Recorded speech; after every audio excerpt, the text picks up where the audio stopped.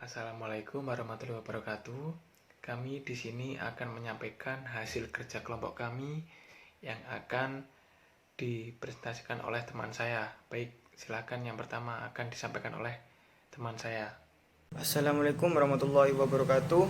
Nama saya Mabrul Fandi, NIM 051. Di sini saya akan menjelaskan tentang whistleblowing. Pengertian whistleblowing merupakan suatu tindakan yang dilakukan oleh seseorang atau beberapa orang karyawan untuk membocorkan kecurangan, entah yang dilakukan oleh perusahaan atau atasannya kepada pihak lain. Pelanggaran yang dapat dilaporkan tidak hanya menyangkut skandal keuangan, melainkan segala hal yang melanggar hukum. Bahkan skandal di dalam institusi pemerintah atau pemerintah sendiri dapat dijadikan bahan pelapor. Whistleblower atau disingkat sebagai pelapor adalah istilah bagi orang atau pihak melaporkan suatu tindakan tersebut. Sekian dari saya. Terima kasih. Wassalamualaikum warahmatullahi wabarakatuh. Saya Aisyah Nindya Putri Damayanti dari kelas manajemen B NIM 054. Di sini saya akan menjelaskan secara singkat mengenai dua bagian dari whistleblowing. Yang pertama ada whistleblowing internal dan yang kedua ada whistleblowing eksternal. Yang pertama, mari kita jelaskan tentang whistleblowing internal. Whistleblowing internal terjadi ketika seseorang atau beberapa orang karyawan tahu mengenai kecurangan yang dilakukan oleh karyawan lain atau kepala bagian lain, kemudian melaporkannya kepada pimpinan perusahaan yang paling atas, guna untuk menyelesaikan secara internal agar tidak terjadi perembetan masalah yang dapat menjatuhkan nama instansi atau lembaga organisasi tersebut.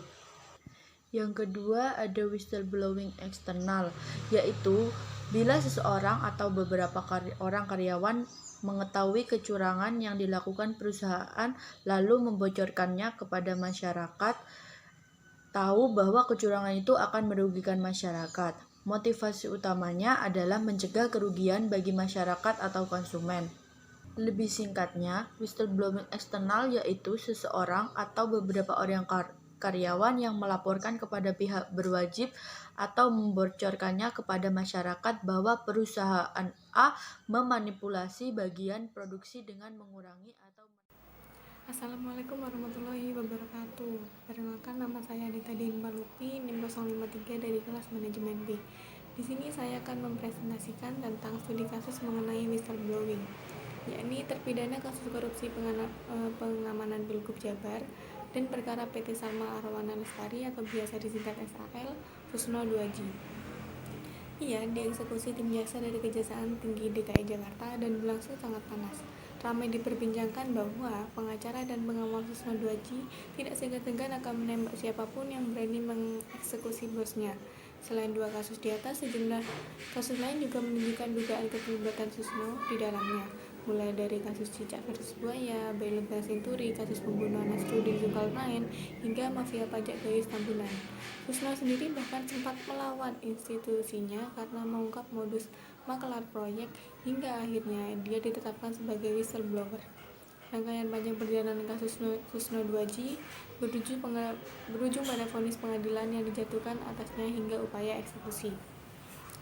Menurut tanggapan saya, sebagai orang awam, saya melihat bahwa tidak sepatutnya aparat negara melakukan tindakan seperti itu, karena hal ini menjelaskan sedikit persepsi bahwa Indonesia adalah negara hukum dan bukan berarti pelaku yang memiliki predikat sebagai penegak hukum kebal akan terhadap hukum, karena hukum dan keadilan berlaku untuk semua tanpa terkecuali. Sudah seharusnya mereka dihukum sesuai tindakannya. Menanggapi hal yang dilakukan Susno 2J sebagai whistleblower, saya cukup mengapresiasi apa yang dilakukannya. Walaupun Susno pun terimbas sebagian kecil atas kasus tersebut, dengan informasi yang diberikannya cukup memberikan pencerahan mengenai tindak tanduk sebagai koruptor di tubuh aparatur negara. Namun baik laporan pengaduan Susno maupun perbuatan Susno sendiri tetap harus diselidiki secara tuntas. Jangan sampai karena dianggap sudah menjadi whistleblower, lantas keterlibatannya dalam perkara pidana menjadi harus dikesampingkan. Hukum harus tetap ditegakkan agar terciptanya keadilan di Indonesia. Sekian presentasi yang dapat saya sampaikan, kurang lebihnya saya mohon maaf. Wassalamualaikum warahmatullahi wabarakatuh. Assalamualaikum warahmatullahi wabarakatuh. Perkenalkan, nama saya Dinda Nuriatul, Jana Mawada Rahma, NIM 1910411058. Saya akan mempresentasikan hasil kerja kelompok kami. Hak-hak pekerja. Pengertian hak-hak pekerja. Hak pekerja adalah sejumlah peraturan, perundangan, dan hak asasi manusia yang terkait dengan hubungan antara pekerja dengan atasannya. Hak ini biasanya diperoleh melalui Undang-Undang Ketenagakerjaan. Secara umum, wacana tentang hak-hak pekerja terkait dengan negosiasi gaji, tunjangan, dan kondisi kerja yang aman. Macam-macam hak kerja. Hak dasar pekerjaan merupakan hak yang melekat sejak dia diangkat sebagai karyawan. Dalam sebuah perusahaan, hak ini meliputi keselamatan dan kesehatan kerja sampai dengan kesempatan untuk berkembang di perusahaan tersebut. Yang pertama, hak untuk mengembangkan potensi kerja, mengembangkan minat, bakat, dan kemampuan. Yang menyatakan bahwa setiap pekerja memiliki hak untuk mengembangkan potensi kerja, serta memperoleh kesempatan untuk mengembangkan minat, bakat, dan kemampuan. Yang kedua, hak dasar atas jaminan sosial, kesehatan, dan keselamatan kerja. Hak dasar yang dimaksud tersebut di dalamnya hak untuk memperoleh jaminan pemeliharaan kesehatan, jaminan hari tua, dan jaminan kematian, dan jaminan kecelakaan kerja. Ketiga, di setiap pekerja berhak mendapatkan upah yang layak. Dikatakan bahwa seorang pekerja memiliki hak untuk mendapatkan upah yang layak. Pemilik modal atau pihak perusahaan juga diwajibkan mengikuti ketentuan upah minimum yang berlaku di kabupaten, kota, atau kawasan tersebut. Perusahaan juga diwajibkan untuk meninjau besaran upah ketika pekerja sudah bekerja selama lebih dari 1 tahun. Dan jika tidak boleh diskriminatif terhadap pekerja perempuan dan pekerja laki-laki. Sekian dari saya. Wassalamualaikum warahmatullahi wabarakatuh. Assalamualaikum warahmatullahi wabarakatuh. Perkenalkan, nama saya Nada Iwashari, NIM 057, kelas manajemen B. Di sini saya akan melanjutkan yang nomor 4, yaitu hak dasar untuk berlibur, cuti, istirahat, serta memperoleh pembatasan waktu kerja.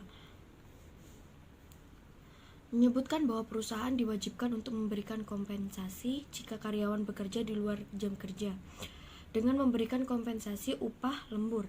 Yang kelima, yaitu hak dasar untuk membentuk serikat pekerja. Hal ini dimaksud sebagai media penyalur aspirasi pekerja yang memiliki kapasitas hukum untuk membuat perjanjian kerja dengan pemilik modal atau pihak perusahaan. Perjanjian kerja yang disepakati bersama harus mencakup dengan hak dan kewajiban. Yang keenam, yaitu hak untuk melakukan aksi mogok kerja. Aksi mogok kerja tersebut harus dilakukan sesuai prosedur, yang mana para pekerja harus menginformasikan awal itu sekurangnya 7 hari sebelum berlangsung. Yang ketujuh, yaitu hak dasar khusus terkait persoalan jam kerja untuk pekerja perempuan, bahwa perihal melarang pihak perusahaan mempekerjakan karyawan perempuan antara jam 11 malam sampai jam 7 pagi WIB, atau yang lebih dikenal dengan istilah shift 3. Aturan ini berlaku untuk pekerja perempuan yang umurnya kurang 18 tahun. Bahwa pemerintah melarang pihak perusahaan pekerja karyawan perempuan antara jam 11 sampai 7 pagi WIB, atau yang lebih dikenal dengan shift 3 untuk berlaku pekerja perempuan yang umumnya kurang dari 18 tahun itu tadi. Yang terakhir, yaitu nomor 8, hak perlindungan atas keputusan hubungan kerja. Jika jalur perundingan tidak menemukan titik terang atau jalan keluar, maka pihak perusahaan bisa memutuskan hubungan kerja setelah ditetapkan secara sah dan resmi oleh lembaga yang berwenang Seorang pekerja tidak boleh di-PHK jika berhalangan sakit, tengah menjalankan kewajiban negara, atau tengah menjalankan ibadah keagamaan, menikah, dan hamil. Cukup sekian presentasi dari saya. Apabila ada salah kata, mohon maaf. Wassalamualaikum warahmatullahi wabarakatuh. Assalamualaikum warahmatullahi wabarakatuh. Perkenalkan, nama saya Harun Munir, NIM 055 dari kelas manajemen B. Kesimpulan, plaster bowling adalah tindakan untuk membocorkan kecurangan entah yang dilakukan oleh perusahaan atau atasannya kepada yang berwenang. Setiap karyawan dalam satu perusahaan mempunyai sebuah kewajiban etis untuk menjaga nama baik perusahaannya dan juga menginginkan perusahaannya maju dengan cara yang sehat. Selain itu, hak-hak pekerja adalah para pekerja yang harus dilindungi sebagaimana warga negara seutuhnya, sehingga mereka harus diberikan perlindungan agar mereka bisa mendapatkan hak-hak dan kewajibannya sebagai pekerja sesuai dengan peraturan yang berlaku. Mungkin sekian dari saya. Assalamualaikum warahmatullahi wabarakatuh. Demikian presentasi dari kelompok kami. Saya selaku moderator dan mewakili teman-teman. Jika salah pengucapan maupun salah kata, kami mohon maaf. Assalamualaikum warahmatullahi wabarakatuh.